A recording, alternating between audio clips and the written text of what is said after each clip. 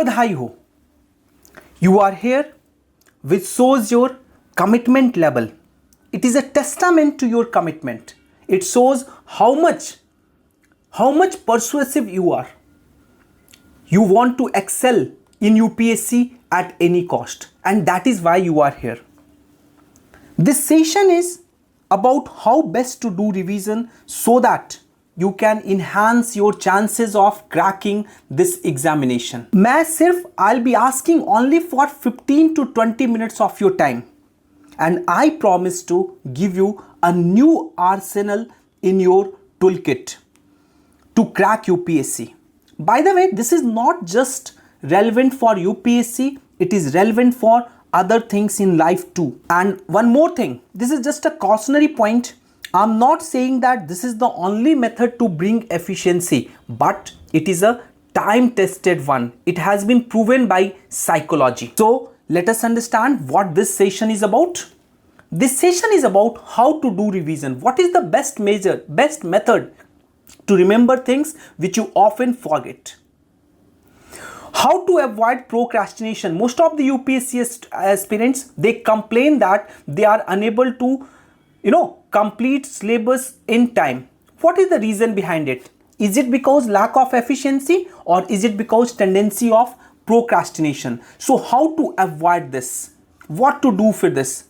Third is how to increase your efficiency. What are the best method to increase your efficiency? How to perfect your strength.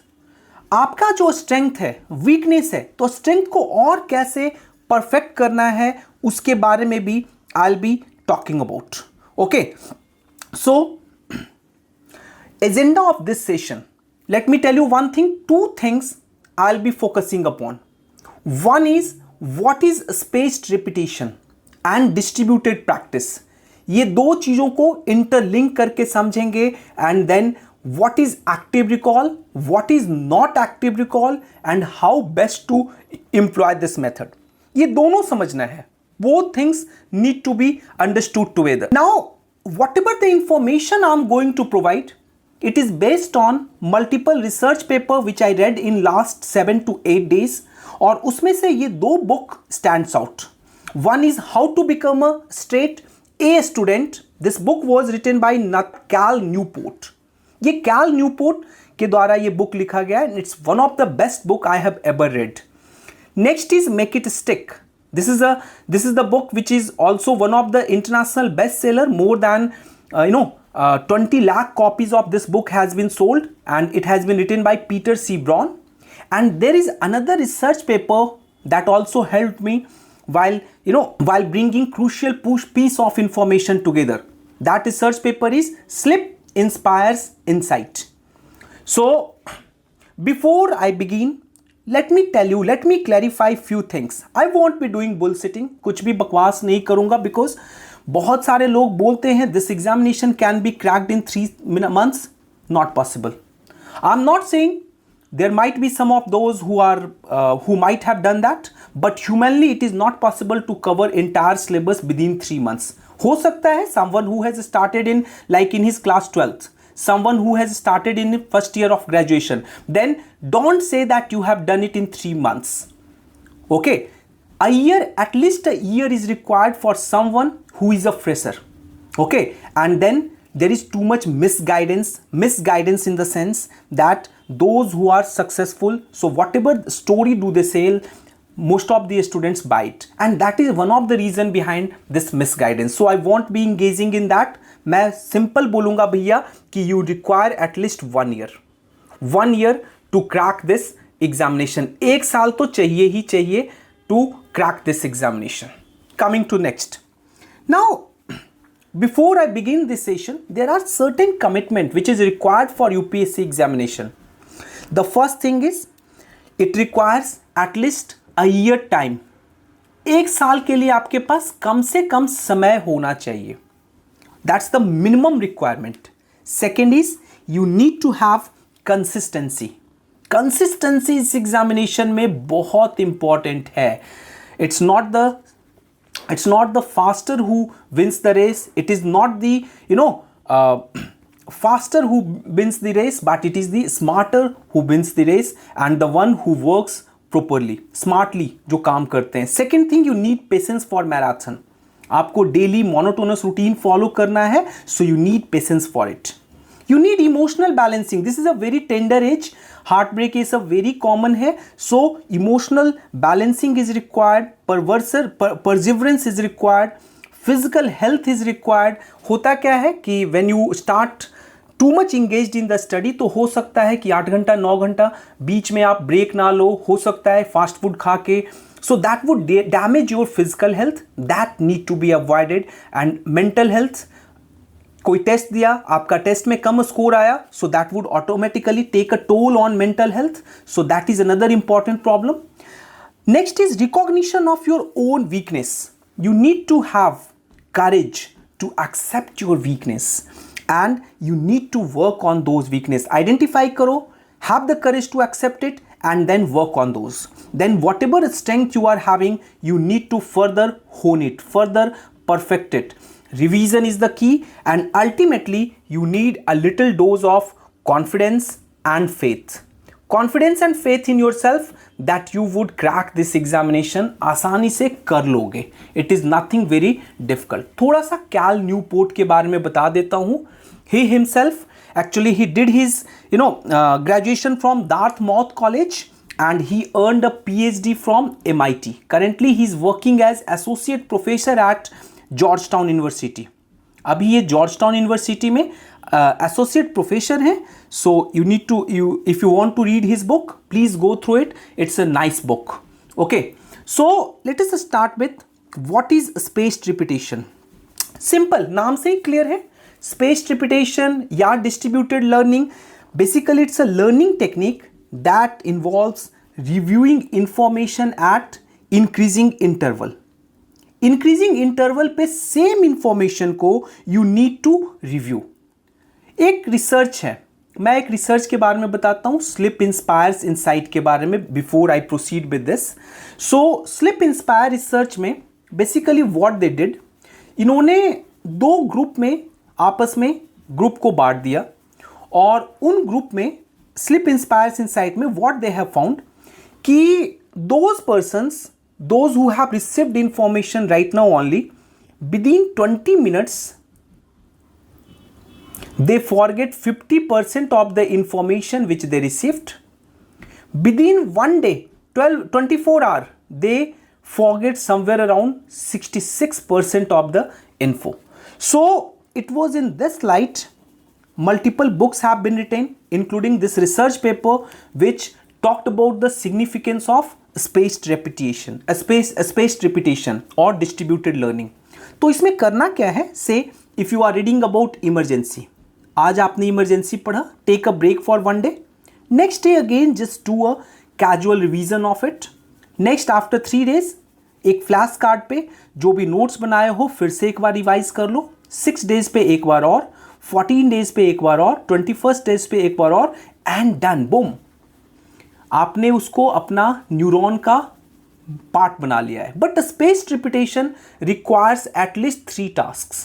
3 task चाहिए. अभी मैं बताऊंगा कि क्या क्या है, डिफरेंट मेथोडोलॉजी, ये सब कुछ बताऊंगा. ओके, सो सबसे पहले समझना है कि स्पेस्ड रिपीटेशन में 3 टास्क, जब आप स्पेस्ड रिपीटेशन करोगे उसके पहले you need to have command over these 3 things. First, you need to declare war on procrastination. ये जो है ना कि आज का काम कल करेंगे, कल का काम परसों करेंगे, that you need to avoid. Need to be disciplined and consistent. आपको फॉलो करना होगा जो भी आपने, whatever task, whatever objective you set for the day, you need to finish it. Second important task is choose when, where and how long. कितने देर पढ़ना है, कब पढ़ना है, कहाँ पढ़ना है, that also you need to know. And choose your hard days in advance. You know कि कुछ दिन ऐसे होंगे जो कि मेरे हार्ड डेज होंगे, तो उनको पहले से चूज करो. Use creativity, use creativity in order to make it soft, in order to increase your productivity. चलो सबसे पहले let me talk about declare war on procrastination. अभी declare war on procrastination requires at least 3 things. First thing is you need to keep a work progress journal. जैसे मैं अभी दिखाऊंगा कि मेरा वर्क प्रोग्रेस जर्नल कैसा था। You need to keep a work progress journal जिसमें आप बताएंगे कि आज आपने क्या सेट किया था target. Only give 5 minutes to it, 5 minutes of your day devoted to it. आज आपका क्या ऑब्जेक्टिव था, आपने कितने टारगेट को कंप्लीट किया। आई will be showing you. Eat healthy. Second important thing is, in order to win a war against procrastination, you need to eat healthy. देखो, among the bodies, the most important function which is function that is performed by your brain. Your brain performs the most crucial function, that is thinking. And obviously बात है, it requires good food, proper protein, good nutritious food, calcium and other stuff. So eat healthy. Third is transform horrible task into a big event. अभी समझो इसका मतलब क्या है। Say you are doing something which you don't want to do. तुम कुछ ऐसा कर रहे हो जो तुमको नहीं करना है। So what you can do, अब तुमको उसमें है ही नहीं, so that would of course that would hamper your efficiency.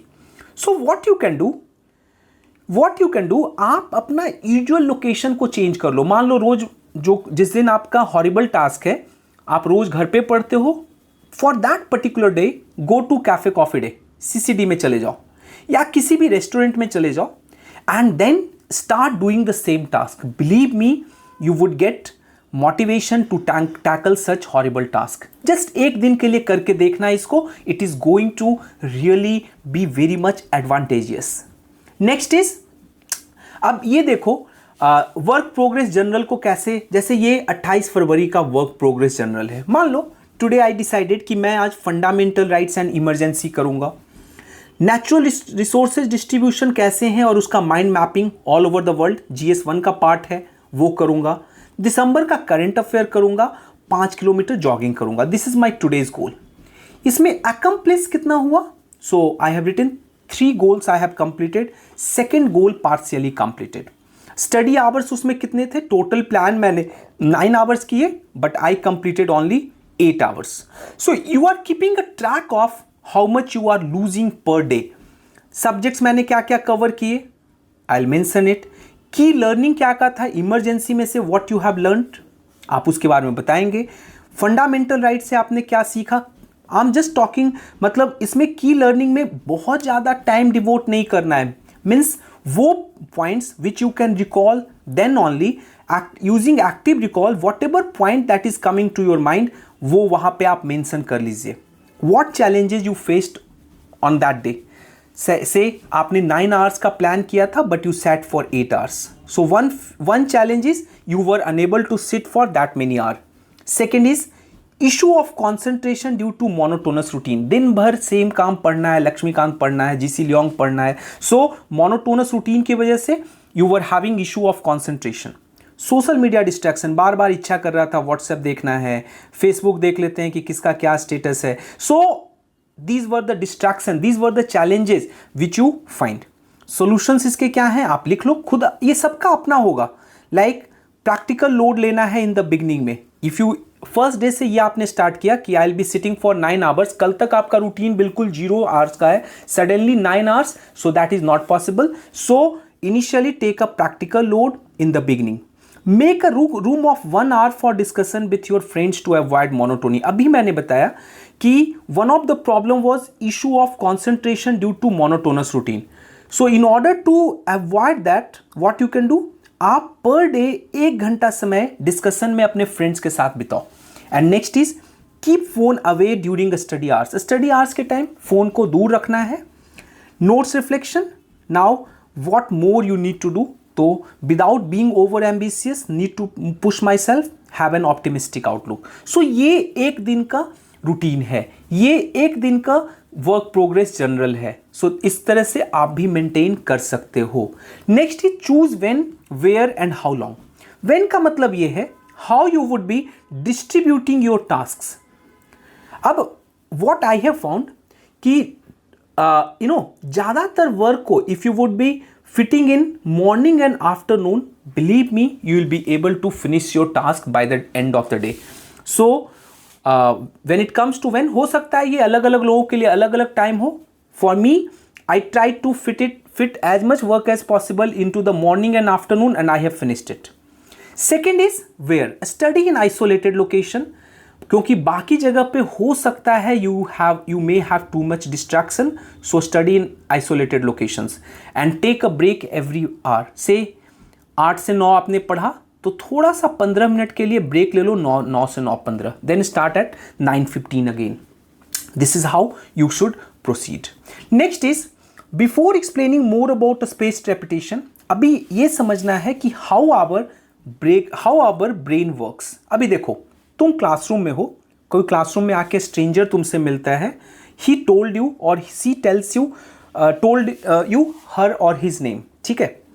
अब वो स्ट्रेंजर डिसअपियर फॉर 6 मंथ्स, 6 महीने के लिए वो नहीं आता है आपके क्लासरूम में। So by the time after 6 months you would see him or her, you may probably forget his name. Your neuron may not be able to recall who he was. Are you getting? But if the same stranger see you after an interval of 1 day or say 3 days, 6 days, probably it would be easier for you to recall. अभी खुद समझो, why do you remember your classmates easily? Classmates को क्यों याद रखते हो? Same thing is because of a spaced repetition. आप classmates को इतना आसानी से इसलिए याद रखते हो because every day you hear their name, you talk to them, so due to spaced repetition your brain जो है से राम के नाम से कनेक्शन बैठाए हुए आपके दिमाग में, that this particular person is Ram. Are you getting? So this is how our brain functions. अभी ये बात पहले भी बताया था, according to this research, nature में ये रिसर्च था, sleep inspires insight. According to it 50% of information जो भी अभी आप रिसीव कर रहे हो within 20 minutes you would forget. Say if you have read emergency, so within 20 minutes you will forget 50% of the information. 66% से भी ज़्यादा कंटेंट जो है एक दिन से ज़्यादा वो आप भूल जाओगे। मतलब कि टोटल जो माइंड का होल्डिंग कैपेसिटी है that is somewhere around 33%। But a spaced repetition allows you to overcome this issue. यहां पे एम ये है कि आप बार बार सेम मटेरियल को रिव्यू कर रहे हैं when you are likely to forget it, and that is how space repetition works. This has worked during my UPSC preparation and I'm pretty sure this would also work for you later on. ठीक है, अब next is active recall. Active recall के बारे में आप लोग समझते तो हो, लेकिन ज़्यादातर लोग को ये नहीं समझ में आता है कि एक्टिव रिकॉल है, क्योंकि in order to know active recall first you need to know what is not active recall. अब जैसे से लक्ष्मीकांत में मैंने इमरजेंसी पढ़ा, फिर से लक्ष्मीकांत को मैं दोबारा इमरजेंसी पढ़ रहा हूं, so this is not active recall. Re reading is not active recall. आप इमरजेंसी पढ़ रहे हो, उसको हाईलाइट कर रहे हो, you are highlighting the topic again and again, so this is not active recall. ये एक्टिव रिकॉल नहीं है। Understood? So next is underlining. Underlining आप कर रहे हैं, पढ़ रहे हैं, अंडरलाइन कर रहे हैं, this is not active recalling. Watching videos, you are watching videos, that is not active recall. All forms of passive learning, it is not active recall. The reason is because mind is like a घोड़ा, आपका दिमाग जो है it is like a horse. So during these kinds of things, these kinds of activity, you can do 100 other things simultaneously. You might be watching some videos. अभी आप मेरा video देख रहे होगे, साथ में ये भी सोच रहे होगे कि अरे अभी आइसक्रीम खाने का टाइम है, I should be having probably ice cream, या मेरा पार्लर जो है, आइसक्रीम पार्लर जो है वो बंद होने वाला है, या मेरा लंच का टाइम हो चुका है, मेरा टाइम वेस्ट हो रहा है, लंच करना है। सो while doing all these things, और हो सकता है कि आप वीडियो भी देख रहे हो और साथ में चाय बना रहे हो, और you could be doing something else. आप रीडिंग भी कर रहे हो, साथ में ही दिमाग में पिक्चर चल रहा है what I'm supposed to do in the evening. So you can do, mind is like a घोड़ा, माइंड में एक साथ हजारों काम हो सकता है। Okay, so basically keep one thing in your mind, any form of passive learning it does not require active engagement of mind. ये एक्टिव इंगेजमेंट ऑफ माइंड की इसको जरूरत नहीं पड़ती है, and hence these are not part of active recall. ये active recall नहीं है। Active recall is when your brain is actively engaging in the process. जब ब्रेन आपका जो है वो एक्टिवली इंगेज्ड है, it takes up mental space. अब जैसे गुड एक्टिव प्रैक्टिसेस आप करते हो, आपको हो सकता है वो पता नहीं हो, but good active recall practices are during examination. Question आपने देखा और from the back of your brain you are trying to extract information, that is active recall. Quiz देख रहे हो और क्विज का आंसर दे रहे हो, so that is active recall. So examination, quizzes, these are the active recall practices. Then there is a study in the book make it stick. अभी मैंने मेक इट स्टिक के बारे में बात किया था। सो वहां पर एक स्टडी उन्होंने मेंशन किया है। He divided 2 groups of people and they were asked to recall as many people name as possible. What he did, एक पार्टी सिनेरियो में 2 ग्रुप में लोगों को बांट दिया और उनको बोला कि मैं आपको 2 तरीके से बताऊंगा और देखते हैं कौन सा ग्रुप कितने ज़्यादा नंबर ऑफ नेम्स उनके पास होता है, नाम कितना याद रहता है। एक में ही used active recall method. Active recall में जैसे से यू आर स्टैंडिंग, तुमको बताया जाएगा क्विज के through who is standing in the left of you, ABCD करके वहां पे वो 4 नाम लिखा रहेगा और जो सही होगा तो वो आप A करेंगे and then you would recognize. तो यहां पर you are connecting your neuron with that person, visualize कर रहे हो कि अच्छा ये आदमी जो है राम है। दूसरे ग्रुप को क्या हुआ, they were told to study by reading over the facts. उनको नेम का लिस्ट दे दिया गया और बोला गया कि चलो आप इनको पढ़ो और पढ़ के फिर बताओ कि ठीक है इसमें से कितने लोगों का आपको नाम याद है। What you know what happened after this test, जो ये ग्रुप था जिनको एक्टिव रिकॉल टेक्निक के थ्रू बताया गया, it recalled out of 20 name 11.5 name in the first time itself, मतलब समवेयर अराउंड 60% स्ट्राइक रेट। यहां पे this group recalled 6 out of 20, that means somewhere around 30% strike rate. बताओ, सीधा डबल का difference था, like in normal method and active recall method. So अगर आप लक्ष्मीकांत को सिंपली बस आप रिवाइज कर रहे हो, आप बार बार सिर्फ हाईलाइट कर रहे हो, अंडरलाइन कर रहे हो, इकोनॉमिक्स को सिर्फ अंडरलाइन कर रहे हो, हाईलाइट कर रहे हो, so that is not going to help you out at all. Okay, coming to next, now what is active recall? Try to understand active recall है क्या।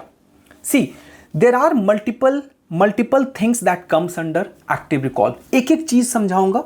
First is, say if you are reading fundamental rights, so don't start testing yourself in the very beginning. First try to understand the topic properly, comprehensively। fundamental rights को जानो, emergency को जानो, 5th schedule को जानो, and then you can start testing yourself. So keep one thing in your mind, this process, this reverse process is not true, this is not right, reverse process is not right। Okay, first you need to understand the topic properly. पहले से topic का आपको कितना knowledge है that is not important, होगा knowledge, but first try to understand the topic and then you can test yourself. Second is sleep on it, मैं इसके बारे में अभी बताऊंगा, there is a very nice study on it. Third is flash cards and practice question. जब भी कोई topic पढ़ते हो सो उन टॉपिक्स का फ्लैश कार्ड प्रिपेयर करो। मैं ये भी बताऊंगा फ्लैश कार्ड कैसे बनाने हैं। And practice questions. Do practice questions. Practice question would help you in active recalling and that would help you to hone your overall skills. Like Article 14 पे, Article 14 क्या है? EBL है, EPL है, 15 क्या है? 15 में क्या क्या important arguments has been given? कौन कौन से लोग हैं जिस पे discrimination नहीं हो सकता है? What is race, religion, caste, sex, place of birth, something like that. 26 क्या है? 27 क्या है? Variable repo rate क्या है? What is the difference between repo versus variable repo rate? Are you getting? So इनका फ्लैश कार्ड रेडी रखें। अब से if you are writing a test series, आप एक टेस्ट सीरीज दे रहे हो, अभी सिविल्स 4 का टेस्ट सीरीज चल रहा है। So whatever answers whatever question जिनके आंसर्स आपने गलत अटेम्प्ट किए तो उनको कैप्चर करो। जैसे what I used to do, जब मैं टेस्ट देता था तो मेरे इतने, मान लो मैं बहुत ही गंदा था टेस्ट में, ठीक है, तो मैं इतने सारे मेरे इनकरेक्ट आंसर्स होते थे, तो ऐसे करके मैं उनका एक इंडेक्स बना लेता था and then what I would do, मैं इन पे एक फ्लैश कार्ड प्रिपेयर कर लेता था। जो क्वेश्चंस में मैंने जो मिस्टेक्स किए हैं सारे फ्लैश कार्ड में all informations are not being added, particularly मान लो 3 ऑप्शंस हैं, एक ऑप्शंस 2 ऑप्शंस मुझे आते थे, एक ऑप्शन गलत था, एक ऑप्शन मुझे नहीं आता था जिसकी वजह से मैं मिस्टेक किया। So what I would do, मैं फ्लैश कार्ड में सिर्फ और सिर्फ उस मिस्टेक से related things I would be mentioning. That is the one way. Next is test yourself on big concepts. सबसे पहले जब भी आप कर रहे हो तो बिग कॉन्सेप्ट्स पे पहले अपना टेस्टिंग करो and then increasingly refine your question as you go deeper into the subject. मान लो आप इमरजेंसी कर रहे हो तो इमरजेंसी के बारे में पहले इमरजेंसी का जनरल क्वेश्चंस कर लो, then come to nitty gritty of it, smaller refined particle. अब इमरजेंसी का क्या इंपैक्ट है सेंटर स्टेट रिलेशंस पे, फंडामेंटल राइट्स पे, तो पहले emergency, then how it impacts your center-state relations, fundamental rights, and ultimately a spaced repetition and distributed practice is also a very important part of active recall. ये दोनों आपस में connected हैं। Okay, a spaced repetition is part of active recall. Okay, so slip on it. अब इसका मतलब क्या है? Slip on it में क्या हुआ? Slip Inspires Insight, ये जो रिसर्च पेपर है, उन्होंने एक्चुअली 2 ग्रुप ऑफ पार्टिसिपेंट्स को they taught some complicated mathematics, उनको बहुत ही कॉम्प्लिकेटेड मैथमेटिक्स पढ़ाया and then they were asked to wait for 12 hours before being tested. उनको 12 घंटे तक वेट करने के लिए कहा गया और बोला गया after 12 hours they would be tested. But in दोनों ग्रुप में एक डिफरेंस था। दिस ग्रुप, ये जो पहला ग्रुप था, 12 आवर्स इन्वॉल्व्स ओवरनाइट। इनको अलाउ किया गया कि फुल नाइट स्लिप इनको अलाउ होगा, मतलब अगर शाम में इनको पढ़ाया गया वो topic, so next day 6 o'clock in the morning they would be tested. They all were allowed to have full night sleep before being tested. ठीक है। सेकेंड ग्रुप को क्या गया कि 12 hours is during day time. मान लो कि morning में 6 AM इनको पढ़ाया गया एंड 6 PM में इनको इवनिंग में टेस्ट किया गया। They did not get any sleep time and you know what happened. जो ग्रुप को those who were allowed to take rest during the night, this group came up with the solution 2 times as much another group. यहां पे 2 गुना इनका efficiency इस group से ज्यादा था। Okay, so basically what does it mean? Sleep जो है it allows consolidation of material whatever you have read. It also allows our neuron to interconnect things. देखो, जितना ज़्यादा चीज़ों को इंटरकनेक्ट करके पढ़ोगे उतना ही अच्छा होगा and the result is better productivity. इसको तुम खुद ही, ये टास्क मैंने तुम्हारे लिए दिया है, इसको तुम खुद ही अप्लाई करो, जो कि कंप्लीटली न्यू है। एक टॉपिक, सेम डिफिकल्ट टॉपिक एक मॉर्निंग में पढ़ो और उसी दिन शाम में खुद को टेस्ट करो, और एक मॉर्निंग शाम में पढ़ो और मॉर्निंग में टेस्ट करो and you can see the answer for your self. देखना कि किसमें ज़्यादा एफिशिएंटली तुम आंसर कर पाते हो। Okay, next is how to prepare flash card and practice questions. Practice questions और फ्लैश कार्ड को कैसे प्रिपेयर करना है, तो अभी ये तो मैंने आपको बता दिया। इनकरेक्ट आंसर्स को पहले ऐसे इंडेक्स बना लीजिए, capture your incorrect answers like this. अब prepare a flash card only on the points which ultimately led you to make mistakes. भाई टोटल 1 लाख टॉपिक्स हैं प्री के, तो क्या 1 लाख टॉपिक्स पे फ्लैश कार्ड्स बनाओगे? 10,000 टॉपिक होंगे मान लो, तो क्या उन पे बनाओगे? नहीं। जो टेस्ट आपने दिया या जो भी टॉपिक आप कर रहे हैं, से इमरजेंसी में मुझे बार बार कंफ्यूजन होता था national emergency and state emergency. अब एक में है 1 month के अंदर अप्रूवल चाहिए, एक में है 2 months के अंदर अप्रूवल चाहिए, एक में स्पेशल मेजोरिटी चाहिए, एक में सिंपल मेजोरिटी चाहिए, तो ये बार बार कंफ्यूजन होता था। सो व्हाट आई वुड डू, मैं इनका फ्लैश कार्ड बना के रख लिया और उसको हाईलाइट करता था। National emergency 1 month, state emergency 2 months, special majority, simple majority, ऐसे करके वो मैं याद करता था। अब जैसे वेरिएबल रेपो रेट, मान लो एक क्वेश्चन पूछा गया, आप वेरिएबल रेपो रेट से रिलेटेड 1 स्टेटमेंट आपको आता था, 3rd स्टेटमेंट आता था, but due to 2nd statement you went for the wrong answer. So वो 2nd स्टेटमेंट का कौन सा ऐसा कॉन्सेप्ट था that cause you to make a wrong choice, उनको आइडेंटिफाई कीजिए, उसको ऐसा छोटा सा फ्लैश कार्ड पे रख लीजिए। Like market determined rate generally lower than repo rate but not below the reverse repo.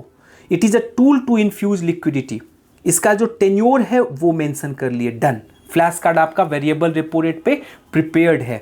Next is do distributed practice. Again, distributed practice and spaced repetition are the same thing. बार बार इसको practice करना है. से आज आपने variable repo rate को पढ़ा, फिर से 3 दिन के बाद एक बार और से कर्सरी ग्लांस ले लेंगे, 6 दिन के बाद फिर से पढ़ लेंगे. And at least 1 hour to group studies. Say for example you are reading about 5th schedule. So what you can do, 5th schedule आपने पढ़ा, 2-3 दिनों के बाद जो ग्रुपमेट्स होंगे उनके साथ डिस्कस कर लो. What would happen? This is not just the revision for them. This is also going to help you to revise.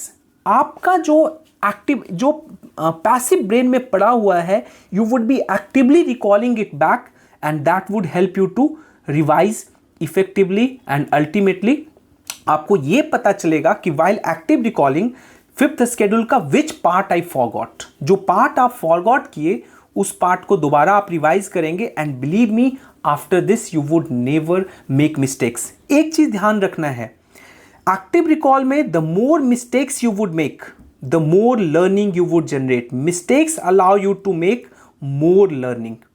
Mistakes means more learning. Keep that in your mind. Next is how to make notes for efficient active learning. अब इन दोनों book में, in make it stick as well as how to become a straight A students, 2 methods have been highlighted. 2 methods. One is Cornell method of note making and second is how to retrieve any information, crucial piece of information from your memory. So let us first understand Cornell method of note making होता क्या है. पहले समझो. This is called, आप इसको search भी कर सकते हो कहीं पे, this is called Cornell paper. इसको कॉर्नेल पेपर कहते हैं. ऊपर में टाइटल रहेगा, एक लाइन ऐसे, और यहां पे नीचे एक लाइन ऐसे. इसके नीचे में आप समरी डालते हो और इधर this is the Cornell line. ठीक है, ये कॉर्नेल लाइन है, ये ध्यान में रखना है. इधर में आप सब हेडिंग लिखते हो और इधर में कंटेंट्स. सब हेडिंग में जैसे मैंने यहां पे डिफिनीशन लिखा, आर्टिकल 352, 358, 359, प्रोक्लेमेशन, पार्लियामेंट्री अप्रूवल. ये और भी डिटेल में हो सकता है. It is just an sample paper. Okay, effects, क्या सेंट्रल पावर को इंक्रीज करता है, effects on fundamental rights, revocation कौन कौन करता है, प्रेसिडेंट कर सकते हैं, लोकसभा का रिजोल्यूशन भी कर सकता है, कब कब आया है. So while reading it, while active recalling के टाइम जब रिवाइज करेंगे तो आपको पूरा कंटेंट को नहीं पढ़ना है. What you are suppose to do, आप बस सब हेडिंग को पढ़ेंगे and then you will try to recall all these facts in your brain. Definition, article 352 में क्या लिखा हुआ है, what are the grounds on which national emergency can be declared. तो ये ढंग से समझना है. अब जैसे मुझे बार बार यहां पे देख रहे होगे कि ब्लू से हाईलाइट है, ब्लू से कुछ टर्म्स जो है हाईलाइटेड है. ओके, तो जब मैं इमरजेंसी स्टार्ट किया था सो बार बार मेरा कंफ्यूजन हो रहा था कि इट इज इंटरनल डिस्टर्बेंस और आर्म्ड रिबेलियन. सो जब मैं एक्टिवली रिकॉल कर रहा था बार बार मुझे आ रहा था internal disturbance, so I decided armed rebellion.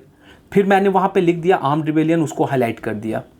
यहां पे मुझे बार बार 2 months आता था ध्यान में, तो इसको मैंने 1 month कर दिया. Now what has happened over a period of time, what I have realized कि अब मुझे ये सब जो जो ब्लू से हाईलाइटेड हैं वो सब कुछ अब याद है. ये it is like at the tip of my tongue. So keep one thing in your mind कि the more mistake you would create, the more opportunity you would create for yourself. Okay, learning opportunity you would create for yourself. Keep that in your mind. So this is a Cornell method of note making. Now try to understand what is random retrieval method. यहाँ पे आप क्या करते हो, यहाँ पे there are multiple process through which you try to retrieve the information that is lying somewhere in your brain. Brain का neuron बहुत ही प्यार से काम करता है. ठीक है, आपको वो बहुत ही, they also want to stay in comfort zone. तो कंफर्ट जोन को अवॉइड करने के लिए you need to use random retrieval method. Brain को भी काम करना पसंद नहीं है, it wants to take rest. जितना ज़्यादा रेस्ट लोगे उतना उसको मजा आता है. So what you need to do, you need to randomly retrieve the things. उसके लिए first thing is use a spaced repetition. Already I have highlighted. Spaced repetition का यूज करना है, डिस्ट्रीब्यूटेड लर्निंग का यूज करना है. Second is going through flash cards. 3 दिन, 6 days, 14 days, 21 days, ऐसे ऐसे टाइम पीरियड पे जो फ्लैश कार्ड्स आपने बनाए हैं जो कि कंफ्यूजन वाला है, उनके थ्रू आपको जाना है। देन क्विजेज को करो, practice questions at certain intervals. मैं बार बार बोल रहा हूं कि learning is like an opportunity. जितना ज़्यादा means mistake is like an opportunity, जितना मिस्टेक करोगे उतना ज़्यादा opportunity you would create for yourself. And ultimately discussion with group mats.